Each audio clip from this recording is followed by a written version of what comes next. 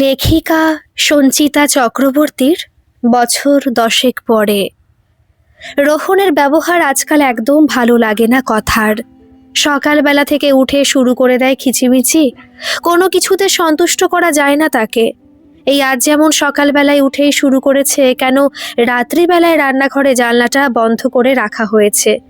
কথা বহুবার বলেছে, রান্নাঘরের জানলা বন্ধ না করলে বসেদের হুলোটা ঢুকে আসে।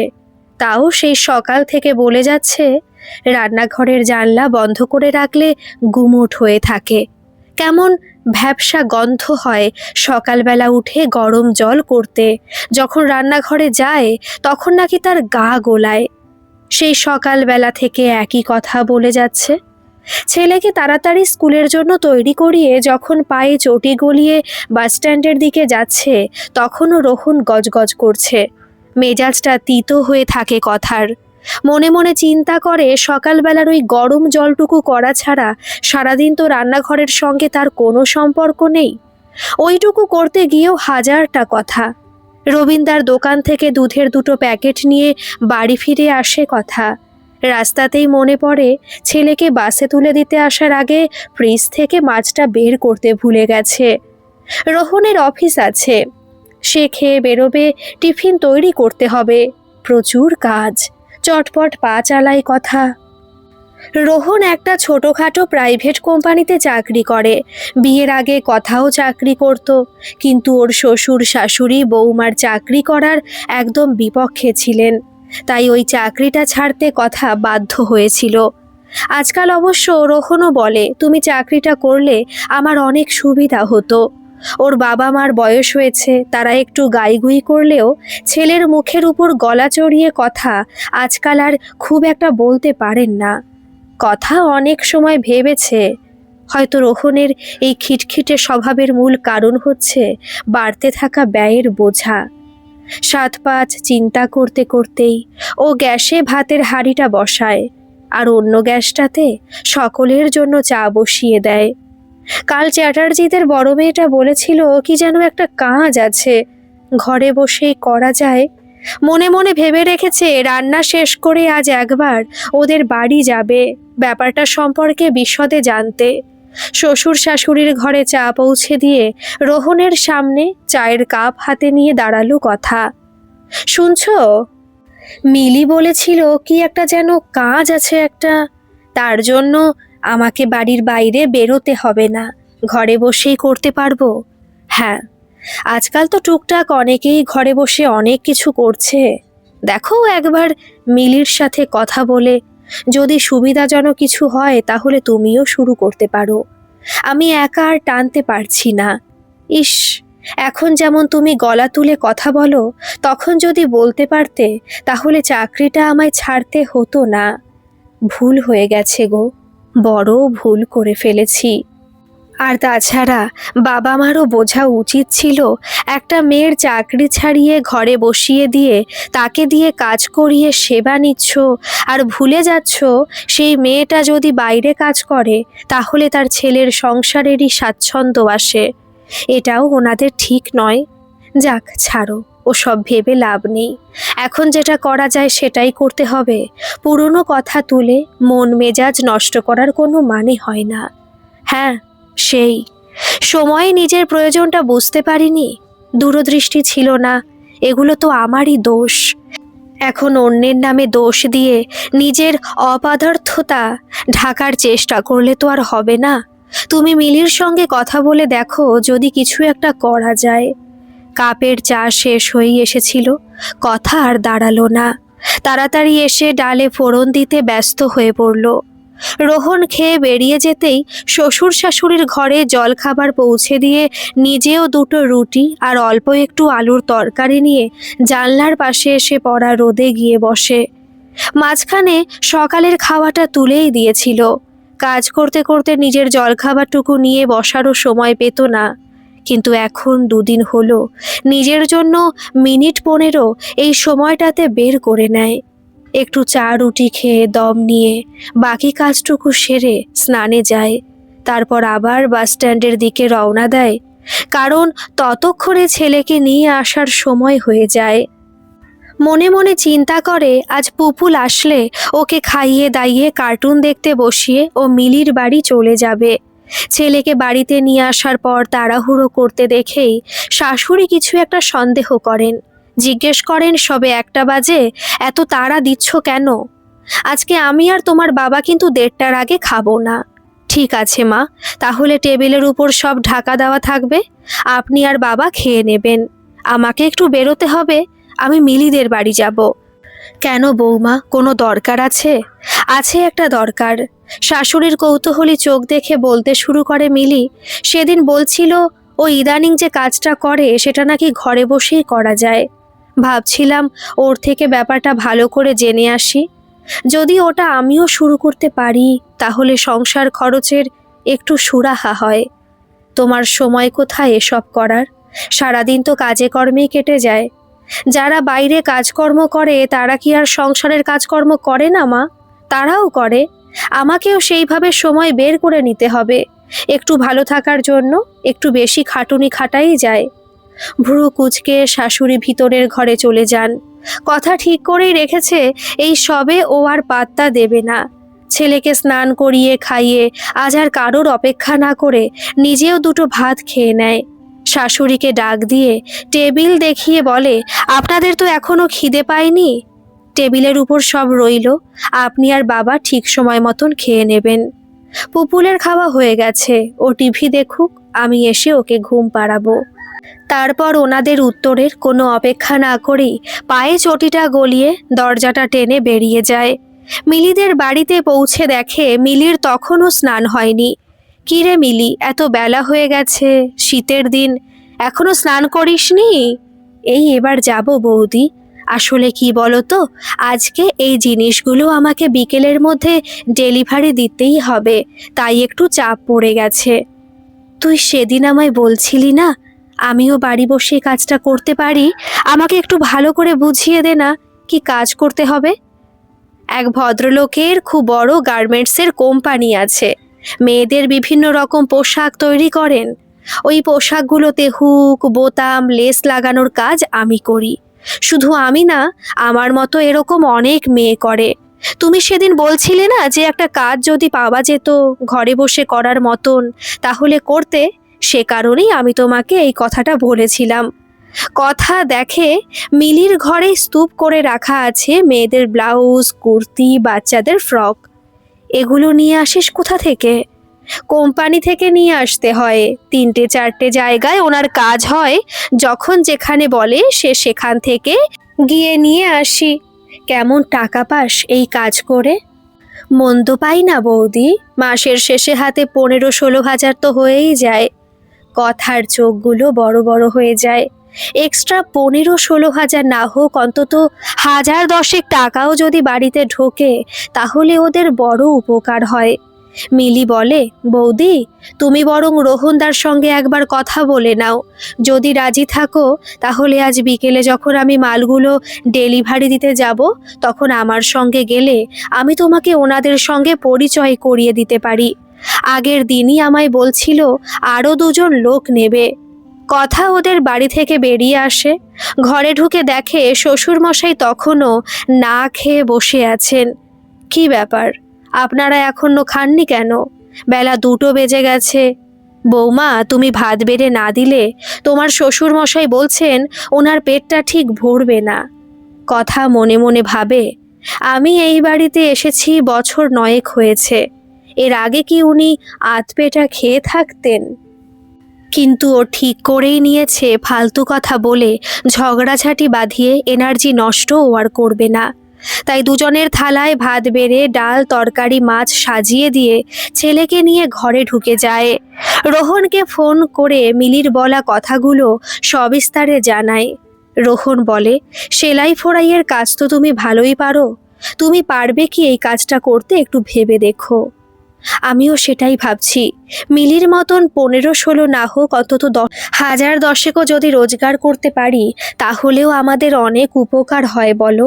হ্যাঁ, গলা নরম হয়ে আসে রোহনের। বলে বছর 3 হয়ে গেল 1 পয়সা মাইনে বাড়ায়নি।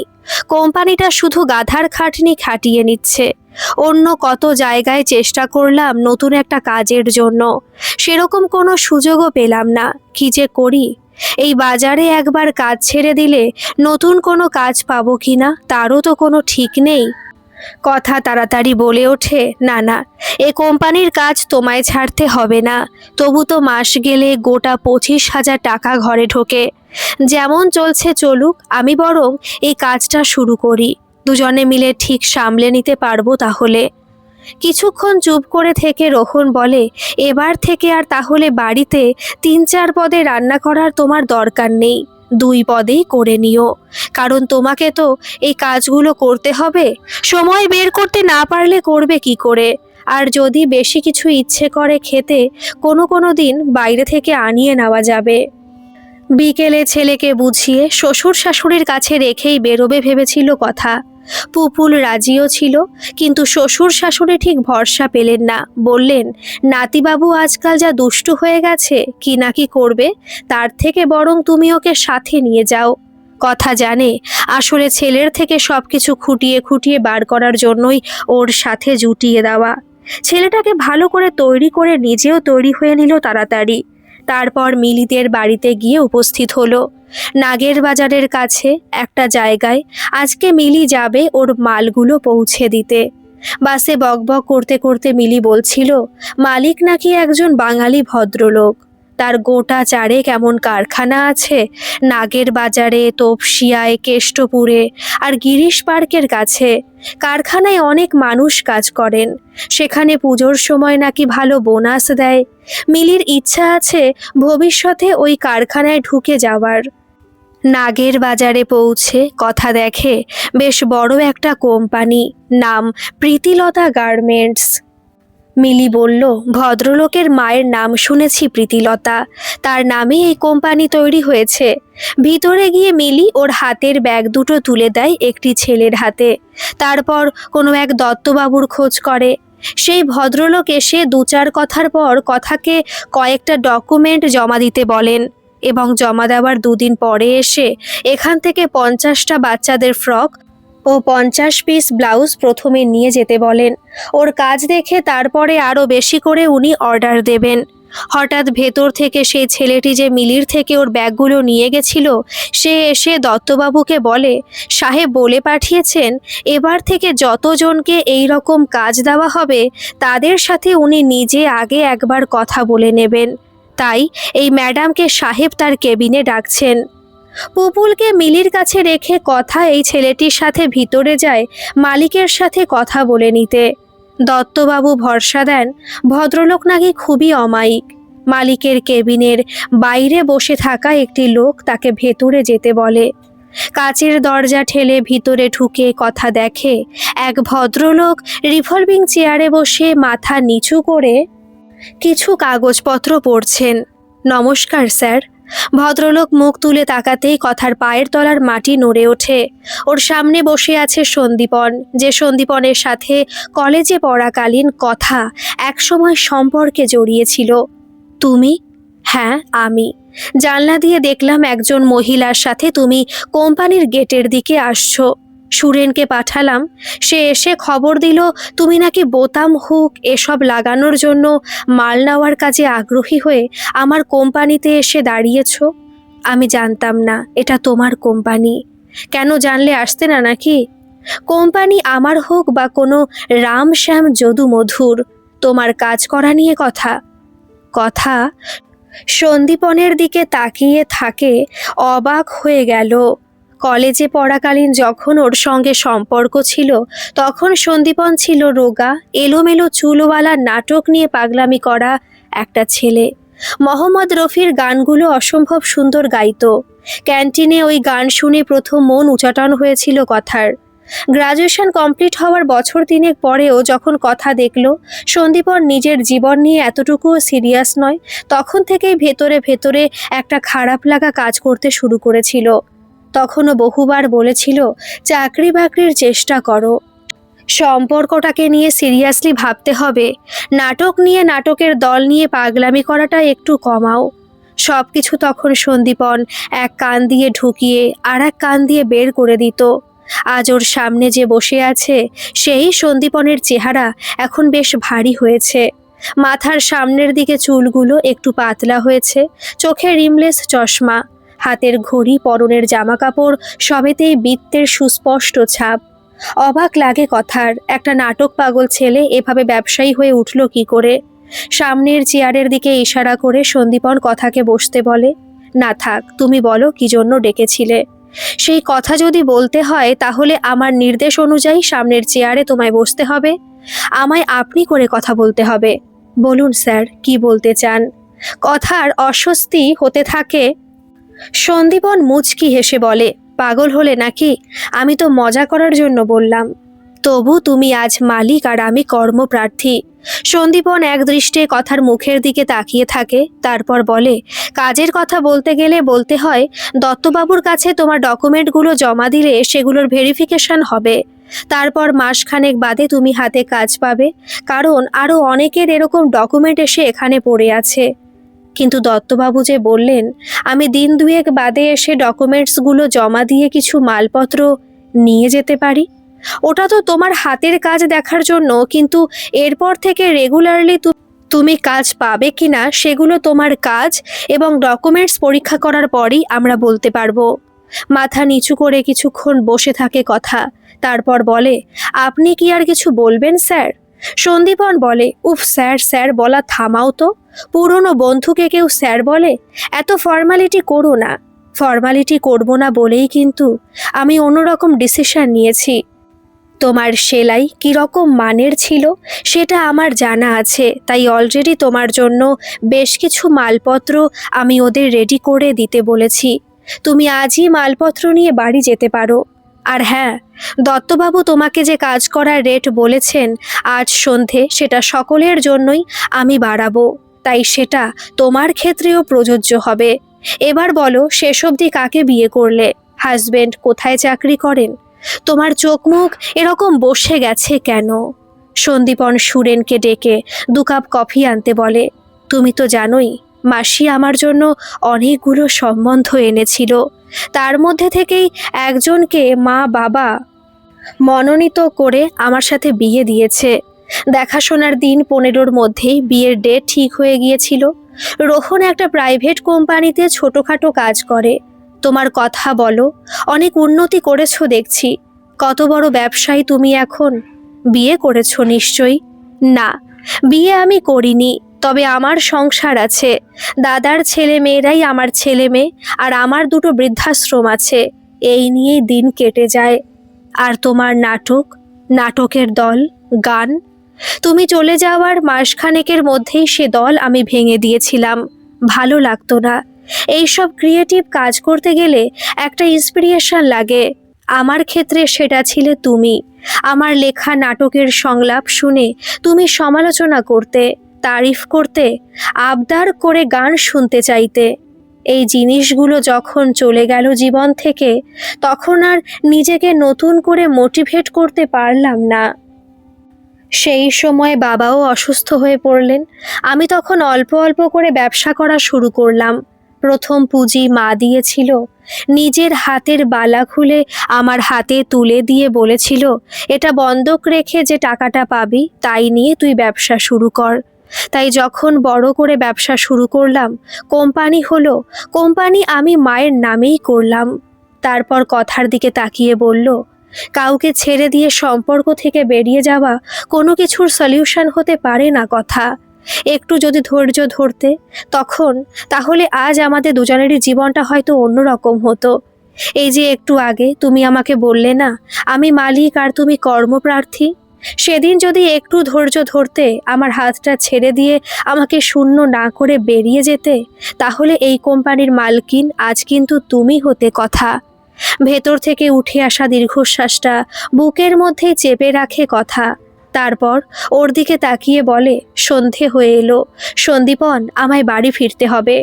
টেবিলের ড্রয়ারটা থেকে একটা বড় চকলেট আর নিজের ভিজিটিং কার্ডটা ওর দিকে এগিয়ে দিয়ে বলে, চকলেটটা তোমার ছেলের জন্য, আর কার্ডে আমার ফোন নাম্বার আছে, পারলে ফোন করো, আমার ভালো লাগবে। কথা ইতস্তত করছে দেখে সন্দীপন আরও বলে, ভয় পেও না, তুমি যে কোনোদিন আমার বন্ধু ছিলে এ কথা তুমি আর আমি ছাড়া কাকপক্ষীতেও জানবে না। 2টি ঢাউস ব্যাগ ভর্তি মালপত্র নিয়ে কথা সেদিন বাড়ি ফিরে আসে। রাতে খাওয়া দাওয়ার শেষে ছেলেকে শুইয়ে দিয়ে বাইরের ঘরে ব্লাউজগুলোর হুক লাগাতে বসেছিল সে। বাড়ি আসার পরেও সন্দীপনের সৌম্য চেহারাটা কথার মাথায় ঘুরতে থাকে। যতবার সে নিজেকে ঘরের বিভিন্ন কাজে ব্যস্ত রাখার চেষ্টা করেছে, ততবার কলেজের পুরনো দিনগুলোর ছবি ওর মনে এসে ধাক্কা মেরেছে। রোহন আর পুপুল তখন ঘুমিয়ে কাদা। একবার উঠে ঘরে গিয়ে ছেলের গায়ের চাদরটা ঠিক করে বেরিয়ে আসার সময় কি মনে করে নিজের ব্যাগ থেকে সন্দীপনের ভিজিটিং কার্ডটা বের করে নেয় কথা। ওর নাম্বারটা নিজের ফোনে সেভ করে রাখে।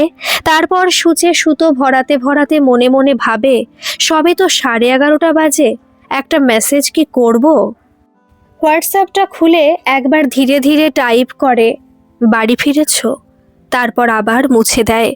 হাত থেকে ফোনটা নামিয়ে রেখে হুক লাগানোর কাজে মন দেওয়ার চেষ্টা করে, কিন্তু মনের মধ্যে উস্খুসানি চলতে থাকে। একবার মেসেজ করলে কি খারাপ দেখাবে? আমাকে বেশি ডেসপারেট মনে করবে না তো? আজই কার্ড দিল আর আজকে মেসেজ করব? ভাবনা চিন্তার ঝড় উঠতে থাকে ওর মনের মধ্যে। অস্থির লাগতে থাকে ভেতরে ভেতরে। হাতের থেকে ব্লাউজটা নামিয়ে রেখে ফোনটা হাতে তুলে নেয় কথা। তারপর আবার টাইপ করে, কি করছো? পরক্ষণেই মনে হয় এত রাতে একটা মানুষ কী বা করতে পারে। কীরকম বোকা বোকা কথা লেখা হয়ে গেছে। ধুর, ডিলিট করে ফেলি। ডিলিট করতে গিয়ে মেসেজটা সেন্ড হয়ে যায়। মুহূর্তের মধ্যে ওপাশে নীল টিক দেখা যায়। ইস, না করলেই ভালো হতো। নিজের ডিগনিটিটা বজায় রাখা উচিত ছিল। কি না কি ভাবল সন্দীপন। ওপাশ থেকে উত্তর আসে, বিছানায় শুয়ে মোবাইল ঘাঁটছিলাম, এবার ঘুমাবো। তুমি কি করছো? সেলাই। এত রাত অবধি জেগো না, শরীর খারাপ করবে। এটাই আমার কাজ করার সব থেকে ভালো সময়। সবাই ঘুমিয়ে পড়লে ঘন্টা 2 একটু যদি কাজ করতে পারি, কাজগুলো হবে, এগিয়ে যাবে। সারাদিনের সংসারের কাজে ব্যস্ত থাকতে হয় বুঝলাম, কিন্তু তুমি এক্সট্রা কাজটা তোমার সংসারের জন্যই করছো, তাই বাকি লোকদের বলো হাতে হাতে একটু সাহায্য করতে। সুফল কিন্তু সকলেই ভোগ করবে, তাই একা খেটে মরো না। তুমি ঘুমিয়ে পড়ো, আমি একটু কাজ এগিয়ে নিই। ওকে, গুড নাইট। ফোনটা রেখে কথা ব্লাউজের হুক লাগাতে থাকে। এবার যেন মনের মধ্যে শান্তি লাগছে। ঘন্টা আড়াই কাজ করার পর হঠাৎ পুপুল এসে ওর পিছনে দাঁড়ায়। মা, ঘুমোতে যাবে না? হ্যাঁ চলো বাবা, অনেক রাত হয়ে গেল। ছেলেকে আর একবার বাথরুম থেকে ঘুরিয়ে এনে কথাও গিয়ে শুয়ে পড়ে। পরের দিন অভ্যেস মতো সকাল 6:30টায় চোখ খুলে যায়। 8টায় ছেলের বাস আসবে। তাড়াতাড়ি উঠে নিয়ম মতো ঘরের কাজ সারতে থাকে কথা। আজ শাশুড়িও সকাল সকাল উঠে ঘুরঘুর করছে। ছোট্ট রান্নাঘরটায় একজনের বেশি দুজন ঢুকলেই গায়ে গা লেগে যায়। আর সকালের দিকে খুব তাড়াতাড়ি হাত চালিয়ে ওকে কাজ করতে হয়। এই সময় আর একজন রান্নাঘরে ঢুকলে বড্ড বিরক্তি লাগে কথার। বেরোনোর আগে ছেলেকে যখন দুধ রুটি খাওয়াচ্ছে, শাশুড়ি ফ্রিজ থেকে আগের দিন সন্দীপনের দেওয়া বড় চকলেটটা বের করে বলেন, ও মা, এত বড় চকলেট কে দিয়েছে তোমায় দাদু ভাই? কথা বোঝে রোহনের সামনে এই ইস্যুটা তুলে একটা গোলমাল পাকানোর উদ্দেশ্যেই তার এই কথাটা এখন বলা। ছেলে কলকল করে উঠে বলতে থাকে, মা যেখান থেকে এই জামাগুলো নিয়ে আসলো ওইখানকার একটা আঙ্কেল আমার জন্য পাঠিয়েছিল। রোহন জিজ্ঞাসু দৃষ্টিতে কথার দিকে তাকায়। কথা উত্তর দেয়, মালিক খুব অমায়িক এবং দয়ালু ভদ্রলোক। আমার সঙ্গে পুপুলকে দেখে উনি ওনার পিয়নকে দিয়ে এই চকলেটটা আনিয়ে রেখেছিলেন। আমার সাথে কথা হয়ে গেলে আমার হাতে ওটা দিয়ে বলেছিলেন বাচ্চাটিকে দিতে। শাশুড়ি মুখ বেঁকিয়ে বলেন, ও বাবা, ইন্টারভিউ দিলে সঙ্গের বাচ্চার জন্য চকলেট দেয় এমনটা তো আগে দেখিনি। সে তো আপনি বাড়ির বউ যে বাড়িতে বসে কাজ করে টাকা রোজগার করতে পারে, এটাও কোনোদিন দেখেননি। পৃথিবীতে আপনার দেখাশোনা চেনা জানার বাইরে আরও অনেক কিছু ঘটছে। খোলা মনে খোলা চোখে সেগুলো দেখতে শিখুন। কথা ঠিক করেই নিয়েছে সন্দীপনের সঙ্গে যে ওর পূর্ব পরিচয় আছে এ কথা বাড়িতে ও কাউকে জানাবে না। জানালে এরা বিষয়টা মানতেও পারবে না, আর ও যদি এই কোম্পানির হয়ে কাজ নাও করে তাহলেও বাকি জীবনটা ওকে এই নিয়ে সকলে মিলে কথা শোনাতে থাকবে। বরং কটা দিন দেখাই যাক না ঘটনা কোন দিকে এগোয়। প্রতিদিনের মতন কাজকর্ম সারতে থাকে কথা। আগে থেকে ঠিকই করে নিয়েছে 2 পদের বেশি রান্না সে আজকের পর করবে না। তেমন হলে কিছু সেদ্ধ দিয়ে দিতে পারে ভাতে। রোহন 9:30টায় বেরোয়, কথা জানে পুপুলকে বাসে তুলে দিয়ে ফিরে ও যদি হাত চালিয়ে কাজ করে তাহলে 9:30টার মধ্যেই ওর সমস্ত রান্না শেষ করে ফেলতে পারবে। তারপর জলখাবার খেয়ে ঘন্টা 2 ও সেলাই নিয়ে কাটাতে পারবে। পুপুলের বাস আসে 12টায়। তার আগে স্নান সেরে ও রোজের মতো বাসস্ট্যান্ডে ছেলেকে আনতে চলে যাবে। টেবিলে খাবারগুলো এনে রাখার সময়ই শাশুড়ি তীক্ষ্ণ স্বরে বলে ওঠেন, এই 2 পদ দিয়ে খাওয়া যাবে নাকি? জানো না তোমার শ্বশুরের ডালের সঙ্গে ভাজা লাগেই, আর শেষ পাতে একটু চাটনি। জুতো পরতে পরতে কথার হয়ে রোহন উত্তর দেয়, তাহলে ওই 2টো পদ তুমি করে নিও মা। ওকে ওই সেলাইগুলো শেষ করতে হবে, তবে মাসের শেষে এক্সট্রা টাকাটা আসবে। আর বলি কি, তোমার তো চোখের দৃষ্টি ভালোই আছে, তুমিও তো পারো ওই সেলাইগুলোতে একটু কথাকে সাহায্য করতে। না বাবু, আজকাল আমি চোখে একদম ঝাপসা দেখি, ওসব আমি পারবো না। রোহন কথার দিকে একবার তাকিয়ে তারপর অফিসে বেরিয়ে যায়। বেলা 11টা 11:30 নাগাদ দিনের প্রথম মেসেজটা ঢোকে কথার মোবাইলে। তাকিয়ে দেখে সন্দীপনের মেসেজ ঢুকছে। কি করছো? রান্না সেরে সেলাইটা নিয়ে বসেছিলাম, এবার স্নানে যাব, ছেলের বাস আসার সময় হয়ে যাবে। তুমি কি করছো? অফিসে এসেছি, কয়েকটা জরুরি মিটিং আছে, পরে কথা হবে। ঠিক আছে, ঠিক সময়ে খেয়ে নিও আর নিজের খেয়াল রেখো। ফোনটা নামিয়ে রেখে স্নানে যাওয়ার আগের মুহূর্তে একবার আয়নার সামনে এসে দাঁড়ায় কথা। কতদিন হয়ে গেছে নিজেকে ভালো করে দেখা হয় না আয়নায়। স্নানের পর ওই একবারই যা চুল আঁচড়ায়, সত্যি চেহারায় বুড়োটে ভাবটা কেমন যেন ফুটে উঠেছে। কতদিন আইব্রোটাও শেভ করা হয় না। দুপুরে পুপুলকে ঘুম পাড়িয়ে একবার রাস্তার ওপারের পার্লারটায় গিয়ে নিজের ভ্রুটা ঠিক করে আসবে মনে করে। ছেলেকে বাস থেকে নামিয়ে বাড়ি আসার পথে নিজের জন্য একটা কোল্ড ক্রিম কিনে নেয়। চামড়ায় টান ধরছিল বেশ কয়েকদিন ধরে, কিন্তু ক্রিমটা আর কেনা হয়ে ওঠেনি। খুব অস্বস্তি হলে পুপুলের জন্য কেনা ক্রিমটাই একটুখানি আঙুলে নিয়ে সারা মুখে মেখে নিত। আজ মনে হলো নিজের জন্য ছোট্ট মতো একটা ক্রিমের কৌটো কেনাই যায়। দুপুরে খাওয়া দাওয়ার পর পুপুলকে ঘুম পাড়িয়ে যখন ঘর থেকে বের হতে যাচ্ছে তখন শাশুড়ি বললেন, এই ভর দুপুরে আবার কোথায় চললে? মিলিদের বাড়ি? একটু কাজ আছে, আধ ঘন্টার মধ্যে আসছি। সিঁড়ি দিয়ে নামার সময় মোবাইলে সন্দীপনের মেসেজ ঢোকে, কি করছো? একটু পার্লারে যাব। Very good. এভাবেই একটু একটু করে নিজের যত্ন করো, পারলে দুপুরে একটু রেস্ট নাও। তুমি তো আবার রাতে সেলাই করবে, নিজের খেয়াল নিজেকেই যে রাখতে হবে রূপকথা। বহুদিন বাদে সেই ডাকটা আবার সন্দীপনের থেকে শুনতে পেল কথা। কলেজের সেই দিনগুলোতে সন্দীপন ওকে ভালোবেসে রূপকথা বলে ডাকত। কথার বুকের মধ্যে পাড় ভাঙতে শুরু করে। কোনো গভীর কথাই হচ্ছে না, সামান্য 2-4টে দৈনন্দিন বার্তালাপের মধ্যে দিয়েই কথা যেন নিজেকে নতুন করে ফিরে পেতে শুরু করেছে। আইব্রো করে বাড়িতে ফিরে এসে ছেলেকে জড়িয়ে ধরে ঘণ্টাখানেক ঘুমিয়ে নেয় সে।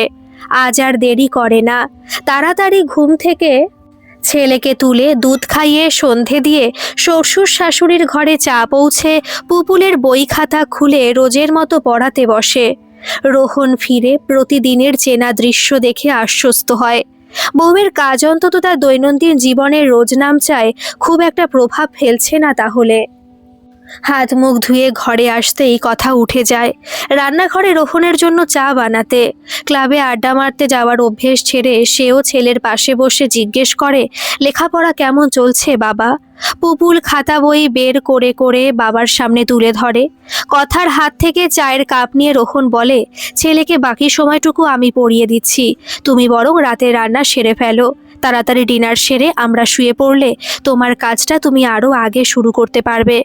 রাত 8টায় কথাকে রান্নাঘরে ঢুকতে দেখে শাশুড়িমা বলেন, এত তাড়াতাড়ি রুটি করা শুরু করলে যে? রাতে খেতে তো 10:30 বাজবে, ততক্ষণে তো রুটি ঠান্ডা হয়ে যাবে। আমরা 9টা থেকে 9:30টায় রাতের খাওয়া এখন থেকে সেরে নেব মা। কিন্তু আমি আর তোমার বাবা তো 10:30টার আগে খেতেই পারি না, আমাদের খিদেই পায় না। তখন কি তাহলে আমরা ঠান্ডা রুটি খাবো? ওনার মন্তব্যের উত্তর না দিয়ে নিজেদের 3জনের জন্য রুটি তৈরি করে নেয় কথা। শ্বশুর শাশুড়ির জন্য আটার মণ্ড করা থাকে, তা বাটি দিয়ে সেগুলো ঢেকে রেখে দেয়। ভাবে রাতে নিজেদের খাওয়া হয়ে যাওয়ার পর ওনাদের জন্য পরে করে দেবে। রাতে সমস্ত কাজ মিটিয়ে যখন সেলাই নিয়ে বসেছে, আবার সন্দীপন মেসেজ করে, সেলাই করছো? হ্যাঁ, এই সবে বসলাম। এত রাত করো কেন? ডিনারটা একটু আগে সেরে নিতে পারো তো। আমাদের 3জনের হয়ে গিয়েছিল, কিন্তু শ্বশুর শাশুড়ি 10:30টার আগে কিছুতেই খাবে না। আবার তাদের গরম গরম রুটিও চাই, তাই ওনাদেরটা মেটাতে মেটাতে 11টা বেজে গেল। কাল থেকে সন্ধেবেলায় ওনাদের হালকা জলখাবার দিও। তারপরেও যদি রাতের খাবার দেরি করে খেতে চায়, বলো নিজেদের রুটিটা নিজেদের করে নিতে। স্পষ্ট কথা বলতে শুরু করো রূপকথা, না হলে কাজ করা সম্ভব নয়।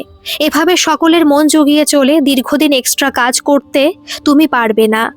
আজ বিছানায় ওঠার আগে কোল্ড ক্রিমের কৌটোটা বার করে নিজেকে একটু যত্ন করতে ইচ্ছে করে। তারপর বিছানায় শুলে ঘুমের ঘোরেই ছেলে ওর গলা জড়িয়ে বলে ওঠে, কি সুন্দর গন্ধ বেরোচ্ছে মা তোমার গা থেকে। দিন 7 মধ্যেই ওখান থেকে নিয়ে আসা পোশাকগুলোয় ওর হুক আর বোতাম লাগানোর কাজ শেষ হয়ে যায়। নাগের বাজারে জিনিসপত্রগুলো ডেলিভারি দিয়ে নতুন অর্ডার নিয়ে বেরোনোর সময় কি মনে হতে সন্দীপনকে একটা মেসেজ করে জানায়, আমি এসেছিলাম, জিনিসগুলো দিয়ে গেলাম, একটু অপেক্ষা করো। কিছুক্ষণের মধ্যে সুরেন এসে বলে, ম্যাডাম সাহেব উপরে ডাকছেন আপনাকে। কথা সন্দীপনের কেবিনে গিয়ে ঢোকে। এই তো, আজকে আগের দিনের থেকে অনেকটা ফ্রেশ লাগছে, তবে চোখের যত্ন নিও কিন্তু। এই কাজে চোখের উপর খুব প্রেশার পড়ে। আগের দিনের মতোই পুপুলের জন্য একটা চকলেট আনিয়ে রেখেছিল সন্দীপন। ড্রয়ার থেকে ওটা বের করে কথার দিকে এগিয়ে দিল, আর তার সাথে কথার সামনে রাখলো গোলাপি মুক্তোর 2টো ছোট্ট দুল। কথা সন্দীপনের দিকে তাকিয়ে চোখটা নামিয়ে নিল। সন্দীপন বলল, পরশু তোমার জন্মদিন, ওই দিন তোমার সাথে তো দেখা হবে না, তাই আগেই উপহারটা দিয়ে রাখলাম। ছেলের চকলেটটা হাতে তুলে নিয়ে কথা ওকে বলল, দুল দুটো আমি নিতে পারবো না যে। কেন? কোন অধিকারে আমি তোমার থেকে এখন এই সমস্ত জিনিস নেব? বাড়িতে কেউ দেখলেই বা কি বলবে? সবকিছু সবাইকে দেখানোর দরকারটা কি? আমি একটা ছোট্ট 2 কামরার ফ্ল্যাটে থাকি, সেখানে আমার নিজস্ব জায়গা বলে কিছু নেই, আর লুকোচুরিতে বড় বেশি দায় থাকে গো। ঠিক আছে, লুকিয়ে রাখতে তোমায় হবে না। এবার থেকে কোম্পানির সমস্ত কর্মচারীরাই জন্মদিনে কিছু না কিছু গিফট পাবে। এই নতুন নিয়ম না হয় তোমায় দিয়ে চালু করলাম। কথা অবাক হয়ে ওর দিকে তাকিয়ে থাকে, বলে, এর আগের দিন আমার অর্থনৈতিক অবস্থা দেখে তুমি কাজের মজুরি বাড়িয়ে দিয়েছ, আজ আমার জন্মদিনের উপহার দেওয়াটা সহজ করে দেওয়ার জন্য কর্মচারীদের জন্মদিনে গিফট দেওয়া শুরু করলে। এত কেন করছো তুমি? এখনো ভালোবাসি তাই, এ তো সহজ কথা, কিন্তু জীবন অনেকটা এগিয়ে গেছে সন্দীপন। আমি একজন স্ত্রী, একটা বাচ্চার মা। থাকো না। আমি কি তোমায় সংসার ভেঙে বেরিয়ে আসার কথা বলেছি? তাহলে কি চাও তুমি আমার কাছে? এই জগতে কি কিচ্ছুটুকু না নিয়ে কেউ কাউকে কিছু দেয়? নিজের মতো করে জগৎটাকে দেখার চেষ্টা করো না। আমি তোমায় ভালো রাখতে চাই, সেটা তোমায় কোনো বন্ধনে না বেঁধেও দূর থেকেও রাখা সম্ভব। আমার প্রতি তোমার কিসের এত দায় বলো তো? সেদিন তোমার কথা শুনে যদি আমি নিজেকে নিয়ে সিরিয়াস হতাম, তাহলে আজ তোমায় এই দুর্বিপাকের মধ্যে পড়তে হতো না। পরবর্তীকালে তো সত্যি আমি নাটক বা গান ছেড়ে ব্যবসায় মন দিয়েছিলাম, তাই দায় বা দায়িত্ব কিছু একটা আমারও থেকে যায়। কিন্তু সে দায় থেকে তো আমি তোমায় কবেই মুক্তি দিয়ে দিয়েছি। তুমি মুক্তি দিলেও তো আমি মুক্ত হতে পারিনি, তাই আজ অবধি আর বিয়ে করে সংসার করে ওঠা হলো না। এই কথাগুলো আমাদের মধ্যে হওয়া এখন উচিত নয় সন্দীপন। যে কোনো সম্পর্কের মূল ভিত্তি হলো বন্ধুত্ব। সব সম্পর্ক চুকে বুকে গেলেও বন্ধুত্বটা কিন্তু রাখাই যায়। কিন্তু আমরা তো কোনোদিনই শুধু বন্ধু ছিলাম না। জগতে সবকিছু পরিবর্তনশীল। অবিশ্বাসী চোখে কথা সন্দীপনের দিকে তাকিয়ে থাকে। সন্দীপন বলে, কিছু চাই না আমার, বিশ্বাস করো। আমি চাই তুমি তোমার পরিবার নিয়ে সুখে থাকো, সেটুকু দূর থেকে দেখেই আমি খুশি। দুলটা আমি নিতে পারবো না সন্দীপন। ঠিক আছে, ওটা আমার কাছেই রইল। পরের বছরের জন্মদিনে দুটো গিফট একসঙ্গে দেব। অন্য সব কর্মচারীদের জন্মদিনে উপহার দেওয়া শুরু করি তাহলে। বিষয়টা সকলের কাছে সহজ হয়ে যাবে। তাই পুপুলের জন্য দেওয়া চকলেটটা নিয়ে বেরিয়ে এসে বাস ধরে। আজ অনেকগুলো টাকা পেমেন্ট পেয়েছে। সকলের জন্য বাইরে থেকে কিছু খাবার বাড়িতে নিয়ে আসে কথা। অনেক দিন বাদে খুশির হুল্লোড় ওঠে। রোহন টাকাগুলো নিয়ে একটা ছোট্ট ব্যাগে জমিয়ে রাখে, বলে, আমার মাইনের টাকা শেষ হলে তারপরে এতে হাত দিও। যতটুকু লাগবে ততটুকু খরচ করব আর বাকিটা জমাবো, যাতে বছরে একবার অন্তত কাছে পিঠে কোথাও একটু ঘুরে আসতে পারি। খাওয়া দাওয়া শেষ করে প্রতিদিনের মতো সেলাই নিয়ে বসে কথা। রাত 12টা নাগাদ সন্দীপনের মেসেজ ঢোকে, সেলাই করছো না ঘুমিয়ে পড়েছো? সেলাই। বেশি রাত করো না যেন। এই মাসের শেষে চোখটা একবার দেখিয়ে নিও। তখন দেখলাম চোখ কুঁচকে পেমেন্টের স্লিপটা দেখছিলে। মনে হলো পাওয়ার আসলেও আসতে পারে। ঠিক আছে, দেখিয়ে নেব। তবে তুমি এত রাতে এরপর থেকে আর মেসেজ করো না। হ্যাঁ, আমিও সেটা মনে ভেবেছি। তুমি কাজ করতে থাকো। Good night. একটা ফ্রকে বোতাম লাগাতে লাগাতে কথা ভাবে, সন্দীপন এখনো ওর ছোটখাটো জিনিসের প্রতি এত খেয়াল রাখে। সন্দীপন বন্ধুর মতোই ওর যাতে ভালো হয় তার জন্য সমস্ত রকম চেষ্টা করে যাচ্ছে। বিনিময়ে কিছু চায়ও নি। তবুও কথার মনের ভেতর থেকে গিল্টি ফিলিংসটা যায় না। এই যে ওকে নিয়ে সন্দীপনের মুগ্ধতা, ওর খুঁটিনাটি ব্যাপারে খেয়াল রাখা, ওকে ভালো রাখার প্রয়াস, এইগুলো যে ওর ভালো লাগছে না তা নয়, তবু ছোটবেলা থেকে মনের মধ্যে ঢুকিয়ে দেওয়া সামাজিক বিধিনিষেধগুলো ওর মনের মধ্যে বারবার যেন প্রশ্নচিহ্ন তুলতে থাকে। নিজেই ভাবে কি করা উচিত এখন ওর। প্রাক্তন প্রেমিকের দেওয়া সুযোগগুলো নিয়ে নিজের জীবনটাকে একটু সহজ করে তোলা, নাকি বস্তা পচা নীতি শিক্ষাগুলোকে গুরুত্ব দিয়ে নিজেকে এবং তৎসহ গোটা পরিবারটাকে আবার সেই পুরনো টানাটানির মধ্যে গিয়ে দাঁড় করানো। তবে সন্দীপন খুব বুঝতার। কথা বলার পর থেকে দিনের বেলায় যা টুকটাক 2-4টে মেসেজ করলেও রাতের দিকে মেসেজ করা সে পুরোই বন্ধ করে দিয়েছে। তারপর আসে কথার জন্মদিন। দুপুরবেলার দিকে সন্দীপন ফোন করে ওকে জন্মদিনের শুভেচ্ছা জানায়। আমার দেওয়া উপহার তো তুমি নিলে না রূপকথা। কি দিতে পারি বলো তো? একসময় যখন তুমি আমার দেওয়া উপহার নিতে, তখন আমার দেওয়ার সামর্থ্য ছিল না। আর আজ আমার দেওয়ার সামর্থ্য আছে, কিন্তু দেওয়ার অধিকার নেই। কে বলেছে তুমি কিছু দিতে পারো না? কি চাই তোমার বলো? যা বলবে তাই এনে হাজির করতে পারি। যা বলবো তাই এটা হাজির করবে? একবার বলে দেখো। আবার লেখালেখি শুরু করো সন্দীপন। গলায় সুর বসাও। এখন আর সময় দিতে পারবো না গো। ওটা করতে গেলে অনেক সিরিয়াসলি করতে হয়। অফিস থেকে ফিরে নিয়ম করে আবার নাটক লেখো। আমি সংলাপ শুনবো। তোমার দল নাটক করবে, আমরা সে নাটক দেখতে যাব। তুমি করো। অত ভালোবাসতে নাটক করতে, বন্ধ করে দিও না। এটাই তোমার উপহার বলতে পারো। এতে তো ভালো হলে আমার ভালো হবে। তোমার কি উপকার হবে? যেভাবে আমার ভালো চেয়ে তোমার উপকার হচ্ছে, তুমি ভালো থাকলে আমারও ভালো লাগবে। ঠিক আছে, তোমার কথাটা আমার মাথায় থাকবে। কাল পরশুর মধ্যে চেষ্টা করব পুরনো বন্ধুদের সঙ্গে যোগাযোগ করার। দেখি দলটা আবার নতুন করে করা যায় নাকি। সামনের মঙ্গলবার যখন তুমি আবার মালপত্র ডেলিভারি দিতে আসবে, আমার সঙ্গে দেখা করো, কিন্তু অপেক্ষা করব। একটা কথা বলবে সন্দীপন? তুমি তো সাহিত্যিক মানুষ, অনেক গভীরে চিন্তা করো। কি কথা? এই যে কাজের অছিলায় প্রতি সপ্তাহে দেখা হওয়া শুরু হয়েছে, প্রতিদিন মেসেজ বা কথা হচ্ছে আমাদের মধ্যে, তুমিও জানো আমিও জানি, আমরা দুজনেই নতুন করে বাঁচার অনুপ্রেরণা পাচ্ছি। এটা কি ঠিক হচ্ছে? আমাদের সম্পর্কটা কি পরকীয়া বলা যায়? অনেকটা সময় চুপ করে থেকে সন্দীপন বলে, একটা মানুষ আরেকটা মানুষকে দেখে যদি নতুন করে বাঁচতে পারে, একে অন্যের অনুপ্রেরণা হয়ে উঠতে পারে, দূরে থেকেও একে অন্যের ভালো চাইতে পারে, তাকে সমাজ পরকীয়া বলবে কিনা আমার জানা নেই। কিন্তু আমাদের দুজনেরই বদনাম হয়ে যেতে পারে। সমাজ কাউকে বেঁচে থাকার অনুপ্রেরণা দিক আর না দিক, বদনাম কপালে এঁকে দিতে খুব ভালোই পারে। আর ওতে আমার বড় ভয়। অনেকটা সময় ফোন ধরে চুপ করে থাকে সন্দীপন। তারপর বলে, তোমার ভালোর জন্য আমি সব করতে পারি, এমনকি তোমার থেকে দূরেও থাকতে পারি।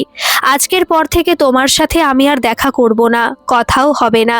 যেমন দূরে অচেনা হয়েছিলে তেমনি থাকবে, তফাৎ শুধু এটুকুই হবে, এক্ষেত্রে তুমি জানবে অদৃশ্য হয়েও তোমার হাতটা শক্ত করে আমি ধরে রেখেছি। তোমার পরিবার নিয়ে তুমি ভালো থেকো। আমি দূর থেকে শুধু এটুকুই দেখব, ভালোবাসা একদিকে যেমন খুব দুর্বল অনুভূতি, আবার তেমনই শক্তিশালী রূপকথা। সত্যি যদি কাউকে ভালোবাসা যায়, তবে তাকে চাল ডাল নুন তেলে না বেঁধেও, কোনো কিছু তার থেকে না পেয়েও, এমনকি বিনিময়ে তার থেকে ভালোবাসার প্রত্যাশা না করেও তার ভালো চাওয়া যায়।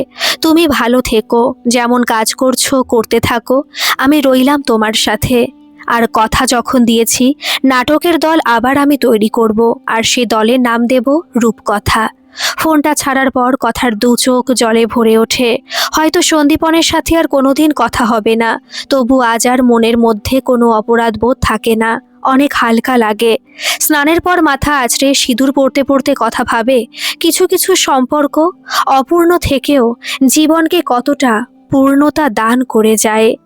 গল্পটা কেমন লাগলো অবশ্যই কমেন্ট করে জানাবেন, আর ভালো লাগলে একটা সাবস্ক্রাইব করে আমার পাশে থাকবেন। ধন্যবাদ।